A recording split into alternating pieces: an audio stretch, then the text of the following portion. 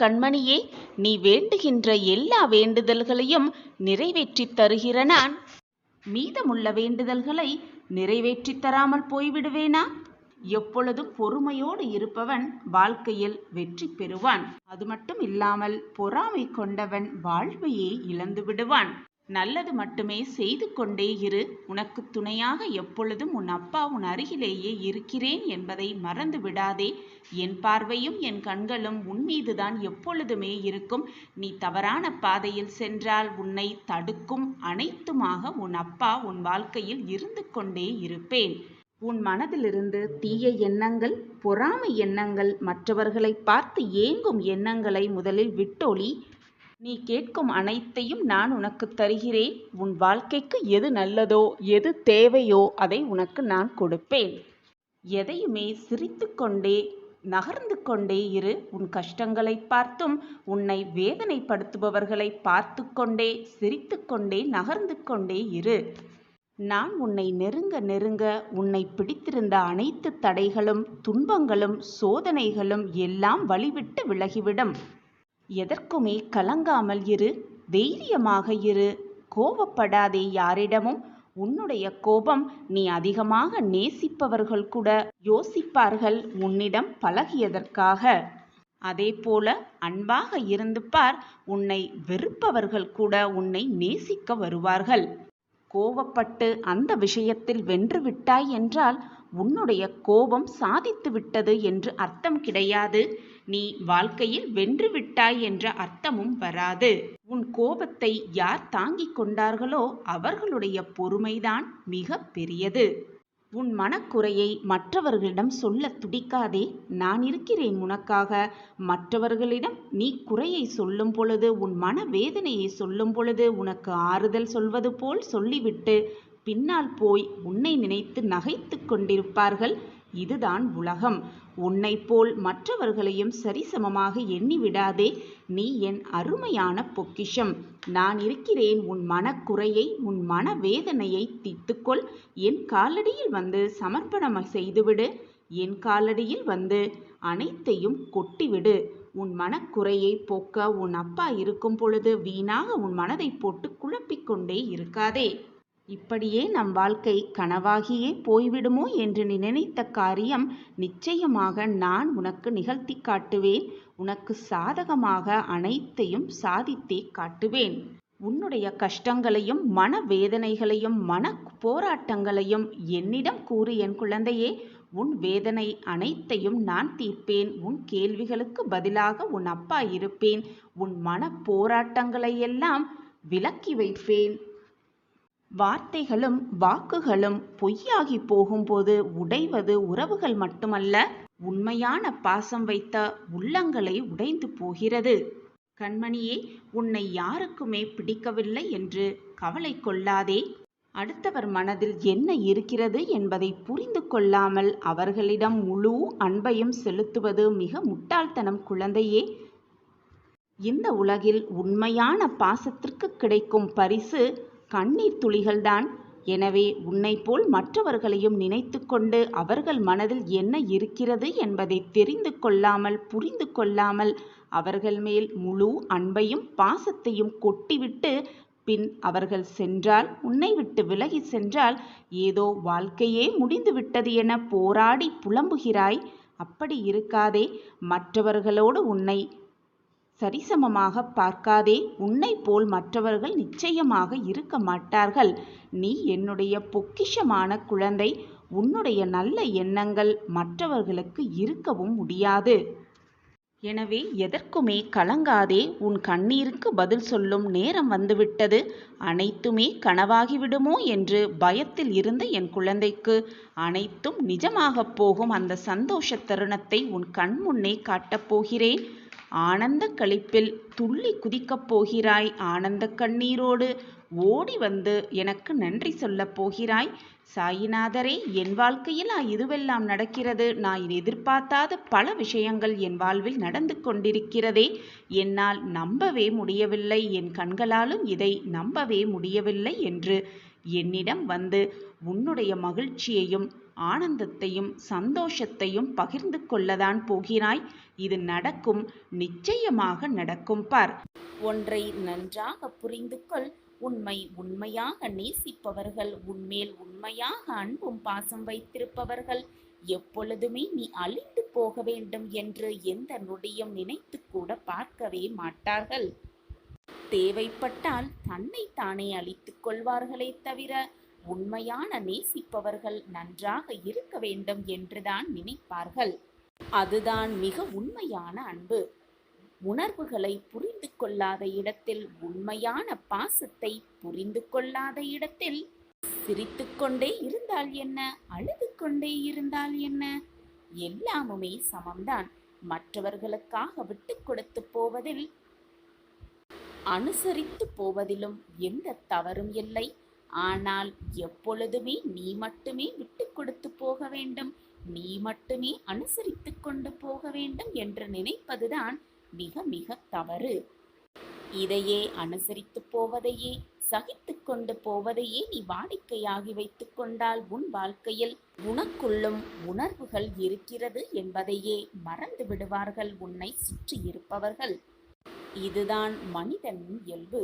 நன்றி மறந்தவர்களை நினைத்து நினைத்து நிம்மதி இழக்காதே. உன்னை விட்டு விலகி சென்றவர்களை நினைத்து நினைத்து அவர்களோடு வாழ்ந்திய நாட்களை எண்ணி எண்ணி உன் மனதை நீயே காயப்படுத்தி கொள்ளாதே. வேண்டுமானால் நல்ல சிந்தனைகளை உன் மனதில் வளர்த்துக்கொள். அவர்களோடு நன்றாக வாழ்ந்த சிந்தனைகளை உன் மனதில் வளர்த்துக்கொள். ஆனால் அவர்கள் உன்னை விட்டு பிரிந்து சென்ற நாள், அவர்கள் உன்னோடு பேசாதிருந்த நாட்களை மீண்டும் மீண்டும் எண்ணி எண்ணி உன்னையே வருத்தி கொண்டு உன்னை சுற்றி இருப்பவர்களையும் வருத்தத்திற்கு ஆளாக்காதே. அது உன் வாழ்க்கைக்கு தான் தீங்காக முடிந்துவிடும். உன்னுடைய நல்ல எண்ணங்களையும் நல்ல சிந்தனைகளும் மனிதர்கள் வேண்டுமானால் மறந்து போகலாம். ஆனால் இறைவன் எப்பொழுதுமே மறப்பதே இல்லை. உன்னுடைய எண்ணம் என்ன, உன்னுடைய நல்ல சிந்தனை என்ன என்பது எல்லாமே எனக்கு தெரியும். தேவையில்லாமல் நான் தர்மப்படி நடப்பதால் தான் எனக்கு கஷ்டங்கள் வருகிறதா என்று என்னிடமே கேள்வி எழுப்பாதே. நீ தர்மப்படி நடக்கிறதால் தான் கஷ்டங்கள் வருகிறது என்று நீ நினைத்து கொண்டு அதர்ம வழியில் உன் வாழ்க்கையை நீ பயணம் செய்தால் அது உன் வாழ்க்கைக்கு நீயே தீங்கு இழைப்பதற்கு சமமாகும். உன் வாழ்க்கையை நீயே கெடுத்து கொள்வதற்கு சமமாகும். உன் வாழ்க்கையை நன்றாக வாழ வேண்டும், நிம்மதியாக வாழ வேண்டும், சந்தோஷமாக வாழ வேண்டும், யாருக்கும் எந்த கெடுதலும் செய்யாமல் வாழ வேண்டும் என்று நீ நினைத்தால் எப்பொழுதுமே தர்ம சிந்தனைப்படியே சென்று கொண்டிரு. கஷ்டங்கள் வருகிறதே என்று வேதனைப்படாதே. வாழ்க்கை என்று இருந்தால் கஷ்டங்களும் போராட்டங்களும் இருக்கத்தான் செய்யும். யாருக்குமே இது புதிதல்ல, நீ மட்டும் அதற்கு விதிவிலக்கும் அல்ல. வாழ்க்கை என்றால் இன்பமும் துன்பமும், பகலும் இரவும், நன்மையும் தீமையும் மாறி மாறி வந்து வந்து போய்கொண்டுதான் இருக்கும். அவரவர் செய்த கர்ம வினைப்படி அவரவர் பாவத்தையும் புண்ணியத்தையும் அனுபவித்துதான் ஆக வேண்டும். இதில் யாருக்குமே விதிவிலக்கு அல்ல. உன்னுடைய செயல்களுக்கு ஏற்ற மாதிரியே உன் வாழ்க்கை மாறும். நல்ல சிந்தனை, நல்ல செயல்களை மட்டுமே வளர்த்துக்கொள். உன் எண்ணம் போல் உன் வாழ்வும் திருப்திகரமாகவே இருக்கும், நல்லபடியாகவே இருக்கும். நீ நினைப்பதற்கு மேலாக உன் வாழ்க்கையில் எல்லாமே உனக்கு சாதகமாகவே அமையும். நான் உனக்கு அதை அள்ளி அள்ளி கொடுத்து கொண்டே இருப்பேன். உனக்கு அனைத்தையும் சாதகமாக மாற்றிக்கொண்டே இருப்பேன். உன் சாயப்பா உன்னோடு இருக்கும் வரை தேவையில்லாத பயத்தை உன் மனதில் எடுத்தும் கொள்ளாதே. நான் தான் உன்னோடு இருக்கிறேன் என்று மீண்டும் மீண்டும் உனக்கு வலியுறுத்தி கொண்டே இருக்கிறேனே, பின் உன் மனதில் தான் ஏன் இத்தனை குழப்பமும் போராட்டமும்? எது நடந்தாலும் சாயப்பா பார்த்து கொள்வார் என்ற நம்பிக்கை சிந்தனை விட்டும் உன் மனதில் இருந்தால் போதும். நீ நினைப்பதற்கு மேலாக உன் வாழ்க்கையில் நீ வெற்றியை அடைவாய். என்னத்தான் காரணமாக இருக்கும்? என் வாழ்க்கையில் ஏற்றங்கள் எதுவுமே நிகழவில்லையே, என் வாழ்க்கையில் மட்டும் இப்படி போராட்டங்கள் மட்டுமே சூழ்ந்து இருக்கிறதே என்று எப்பொழுதும் காரணத்தை பற்றி சிந்தித்து கொண்டே இருக்காதே. உன் அருகிலேயே நான் இருக்கிறேன், எதற்குமே பயப்படாதே. முன்னேற்ற பாதையை நோக்கி உன்னுடைய கால்கள் இனி நகரத் துவங்கும். நான் அதை நிகழ்த்தி வைப்பேன் உன் வாழ்வில். நீ ஆசைப்பட்ட வாழ்க்கையை உனக்கு பரிசாக அளிக்கப் போகிறேன். இனி எந்நாளும் ஏற்றமான காலமே உன் வாழ்வில். நம்பிக்கையோடு இதை முழுவதுமாக கேட்டுப்பார். இதை முழுவதுமாக கேட்கும் அந்த நொடி என்னுடைய பரிபூரண ஆசிர்வாதத்தை நீ சர்வ நிச்சயமாக பெற்றுக்கொள்வாய்.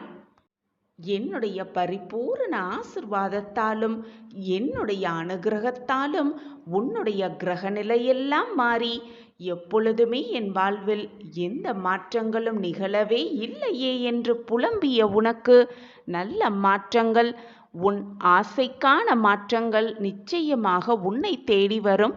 முயற்சிக்கான வெற்றி பாதையில் நீ பயணிக்கப் போகும் அந்த நல்ல தருணமும் உன்னை நோக்கி வரும். சர்வ நிச்சயமாய் உன் வாழ்வில் மாற்றங்கள் நிகழப்போகிறது என் பிள்ளையே. நீ கவலைப்படுவதற்கும் சலித்து கொள்வதற்கும் உன் வாழ்க்கையில் இது நாள் வரை எதுவுமே நடக்கவில்லை.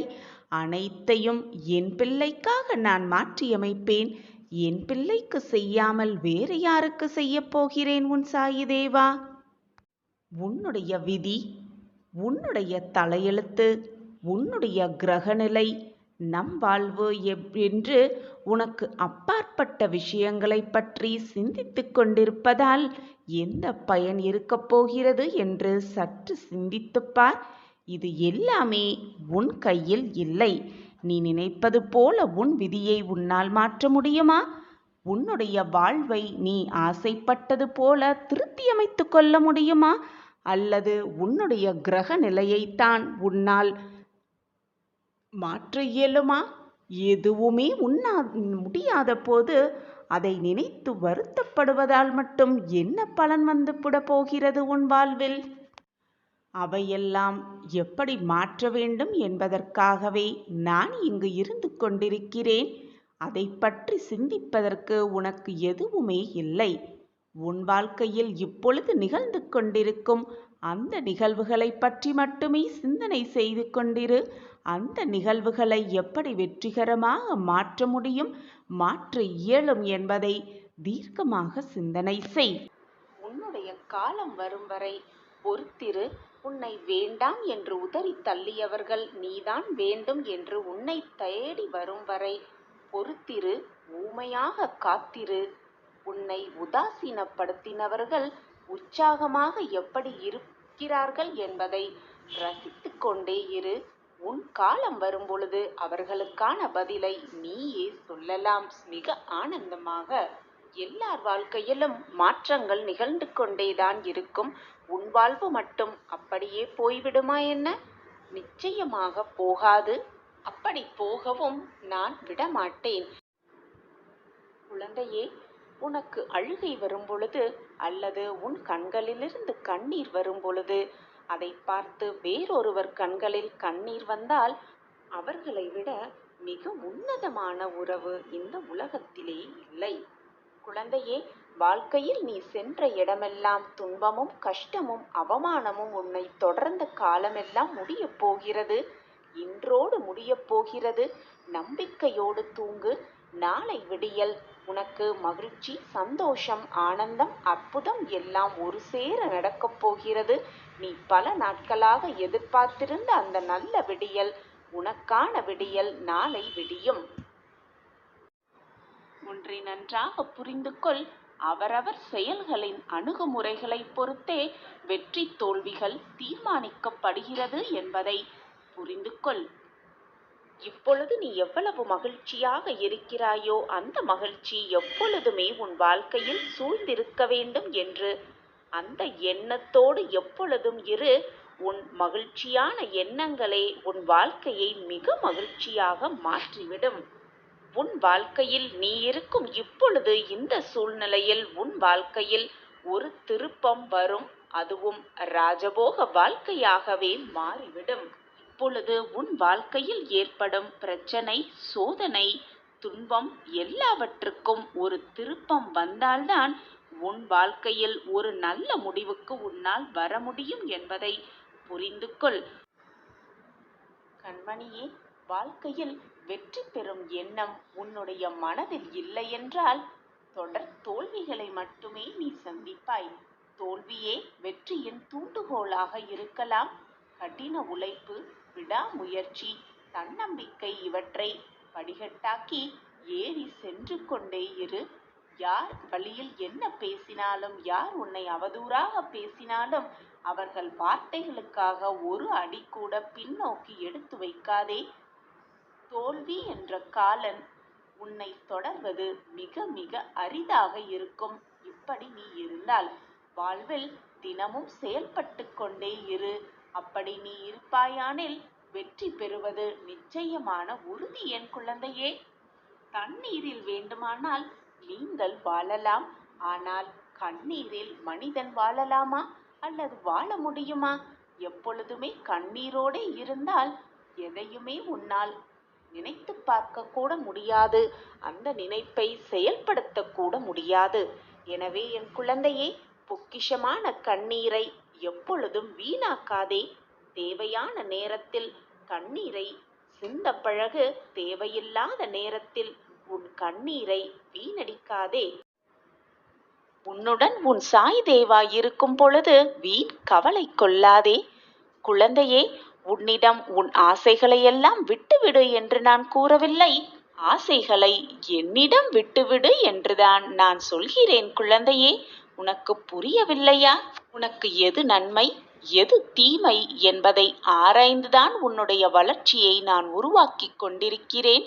அதற்காகத்தான் இந்த கால தாமதம். உனக்கு கிடைக்காமல் நான் செய்து விடுவேன் என்று நினைக்காதே. அப்பா எதுவுமே நமக்கு செய்ய மாட்டுகிறார் என்று மருகி விடாதே. உனக்கு கொடுக்க வேண்டியதை நிரந்தரமான நன்மையாக கொடுக்க வேண்டும் என்பதற்காகவே நான் ஆராய்ந்து கொண்டிருக்கிறேன். அனைத்து நல்லதும் உனக்காகவே நடக்கப் போகிறது. நல்லது மட்டுமே உன் வாழ்வில் நிகழப் போகிறது. சந்தோஷமாக இரு, தைரியமாக இரு. உன் அப்பா நான் ஒரு அருகிலேயே இருக்கும் பொழுது வீணாக உன் மனதை போட்டு குழப்பிக் கொண்டே இருக்காதே. இது உன் அப்பாவின் சந்தோஷ சுப வாக்குதான். மங்கள நிகழ்வு உன் வாழ்வில் நிகழும், நிச்சயமாக நிகழும். நீ மனம் விரும்பியவரோடு கரம் சேரும் காலம் இது. நிச்சயமாக உன் முகத்தில் ஆனந்த கண்ணீர் வரும் காலமும் இதுவேதான். நான் வாழ்க்கையில் ஜெயிப்பேன். நிச்சயமாக என்னை ஜெயிக்க வைக்க என் சாயப்பா உறுதுணையாக இருப்பார் என்ற மனப்பக்குவம் உனக்குள் வந்துவிட்டாலே மகிழ்ச்சியும் நிம்மதியும் சந்தோஷமும் உன்னுள் வந்து குடி புகுந்துவிடும்.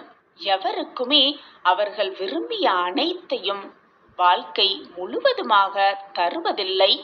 வேண்டியதை வேண்டிய நேரத்தில்தான் இந்த வாழ்க்கை தருகிறது.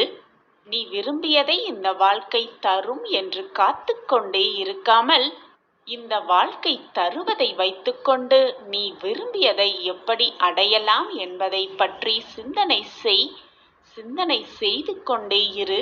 பொறுமையாக காத்திரு.